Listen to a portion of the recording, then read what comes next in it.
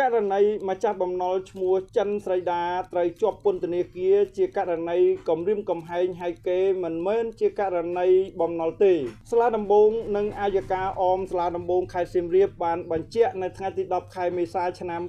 2025នេះថាករណីដែលថាម្ចាស់បំណុលឈ្មោះចិនស្រីដាមិនទទួលការសងប្រាក់ពីកូនបំណុលហើយបែរជាម្ចាស់បំណុលត្រូវជាប់ពន្ធនាគារគឺជាការលើកឡើងមិនត្រឹមត្រូវនោះទេព្រោះថាការជាប់ពន្ធនាគាររបស់ឈ្មោះចិនស្រីដាគឺជាការទទួលខុសត្រូវក្នុងរឿងក្តីព្រហ្មទណ្ឌនិងការលើកឡើងថាការប្តឹងមកតុលាការមិនទទួលបានដំណោះស្រាយនោះក៏ពុំមែនជាការពិតដែរព្រោះសាលាដំបងខេត្តសៀមរាបមិនដែលទទួលបានបណ្ដឹងទាមទារប្រាក់ពីឈ្មោះចិនស្រីដាឡើយអ្នកនាំពាក្យសាលាដំបងនិងអัยការអមសាលាដំបងខេត្តសៀមរាបបានបញ្ជាក់ថាករណីរឿងក្តីជំពាក់ប្រាក់កូនបំណុលមានកាតព្វកិច្ចត្រូវសងប្រាក់ទៅម្ចាស់បំណុលវិញដោយស្ម័គ្រចិត្តក្នុងករណីកូនបំណុលមិនអនុវត្តកាតព្វកិច្ចខ្លួនម្ចាស់បំណុលត្រូវប្តឹងទាមទារប្រាក់ទៅតុលាការតាមនីតិវិធីរដ្ឋបព្វេនីដោយភ្ជាប់ជាមួយនឹងភស្តុតាងតាមផ្លូវច្បាប់នៃការខ្ចីប្រាក់នោះប្រសិនបើ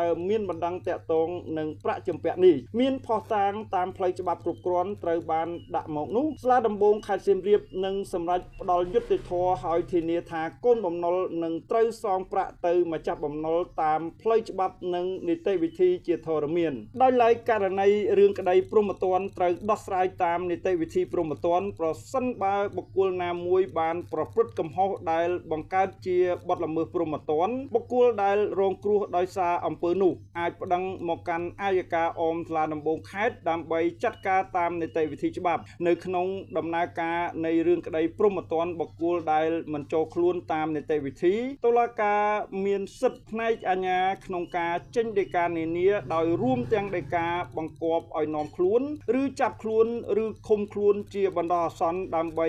បម្រើឲ្យការអនុវត្តនីតិវិធីអ្នកនាំពាក្យសាលាដំបងនិងអัยការអមសាលាដំបងខេត្តសៀមរាបថាមកដល់ពេលនេះសាលាដំបងខេត្តសៀមរាបមិនដែលទទួល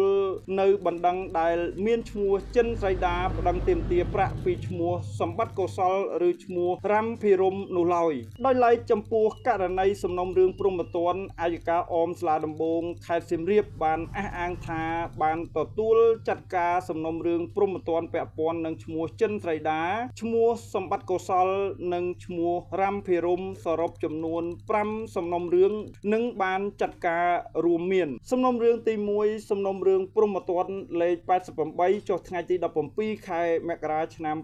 2024មានអ្នកបណ្ដឹងឈ្មោះរ៉ាំភិរមប្តឹងឈ្មោះចិនស្រីដាពីបទបរហាកេរជាសាធារណៈតំណាងអัยការបានចេញដីកាតម្កល់រឿងទុកឥតចាត់ការរួចហើយឈ្មោះរុំបានប្តឹងតវ៉ានឹងដីកាតម្កល់រឿងទុកឥតចាត់ការខាងលើទៅមហាអัยការអមសាលាអូតូខេត្តបាត់ដំបងសំណុំរឿងទី2សំណុំរឿងព្រហ្មទណ្ឌលេខ470ចុះថ្ងៃទី2ខែមេសាឆ្នាំ2024មានអ្នកប្តឹងឈ្មោះសម្បត្តិកុសលប្តឹងឈ្មោះចិនស្រីដាពីបទបរហាកេរជាសាធារណៈតំណាងអัយការបានចេញដីកាតម្កល់រឿងទុកឥតចាត់ការនិងជូនដំណឹងអំពីការសម្រេចនេះទៅឈ្មោះសម្បត្តិកុសលតាមនីតិវិធីរួចរាល់សំណុំរឿងទី3សំណុំរឿងព្រហ្មទណ្ឌលេខ588ចុះថ្ងៃទី26ខែមេសាឆ្នាំ2024មានអ្នកបណ្ដឹងឈ្មោះសម្បត្តិកុសលប្តឹងឈ្មោះចិនស្រីដាពីបទគំរាមកំហែងហែកេរសំណុំរឿងនេះតំណាងអัយការបានសម្រេចបើកការស៊ើបសួរតាមដីកាសន្និដ្ឋានបញ្ជូនរឿងឲ្យស៊ើបសួរនិងត្រូវបានចៅក្រមស៊ើបសួរបញ្ជូនទៅជំនុំជម្រះតាមដីកាដំណោះស្រាយហើយត្រូវបានចៅក្រមជំនុំជម្រះចេញសារក្រមលេខ15ខ161ចុះថ្ងៃទី18ខែកុម្ភៈឆ្នាំ2025ដោយសម្រេចផ្តន្ទាទោសលើឈ្មោះចិនស្រីដាដាក់ពន្ធនាគារកំណត់រយៈពេល2ឆ្នាំពីបទគំរាមកំហែងហែកេរនិងបង្គាប់ឲ្យចាប់ខ្លួនឃុំខ្លួនក្រោយមកឈ្មោះចិនស្រីដាត្រូវបានចាប់ខ្លួននិងកំពុងឃុំខ្លួននៅពន្ធនា គារខេត្តសៀមរាបតាមអំណាចសាក្រមខាងលើហើយបច្ចុប្បន្នសំណុំរឿងនេះបានបញ្ជូនទៅសាលាអូតូខេត្តបាត់ដំបងតាមបណ្ដឹងអូតូរបស់មេធាវីរបស់ឈ្មោះចិនស្រីដាសំណុំរឿងទី4សំណុំរឿងព្រំប្រទានលេខ1449ចុះថ្ងៃទី8ខែវិច្ឆិកាឆ្នាំ2024មានអ្នកបណ្ដឹងឈ្មោះចិនស្រីដាប្តឹងទៅលើឈ្មោះរ៉ាំភិរមពីបទប្តឹងបរិហាបង្កាច់គេតំណាងអัยការបានចេញដីកាតម្កល់រឿងទុកឥតចាត់ការនិងបានជូនដំណឹងអំពីការសម្រេចនេះទៅឈ្មោះចិនស្រីដាតាមនីតិវិធីរួចរាល់សំណុំរឿងទី5សំណុំរឿងព្រំប្រទានលេខ37ចុះថ្ងៃទី3ខែមករាឆ្នាំ2025មានអ្នកបណ្ដឹងឈ្មោះសម្បត្តិកុសលប្តឹងទៅលើ